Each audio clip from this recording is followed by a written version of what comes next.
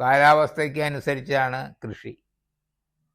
വിരിപ്പ് ഏതാണ്ട് ഓഗസ്റ്റ് സെപ്റ്റംബറിൽ കൊയ്തെടുക്കുന്ന വിരിപ്പ് കൃഷി, ഡിസംബർ ജാനുവരിയിൽ കൊയ്തെടുക്കുന്ന മുണ്ടകം കൃഷി,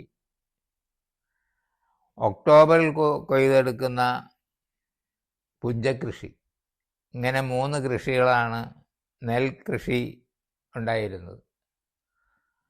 അതിനുശേഷം പാടത്ത് തന്നെ എള്ള്, മുതിര, ചാമ മുതലായ കൃഷികളും നടത്തിയിരുന്നു. അക്കാലത്ത്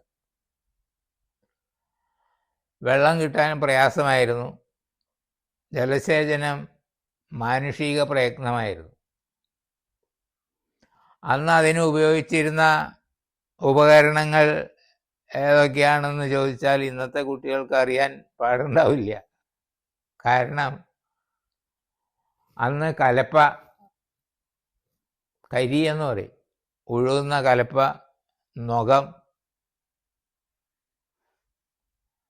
ഇത് 2 കാളുകൾ അവയെ കെട്ടിയാണ് ഉഴുതിരുന്നത്.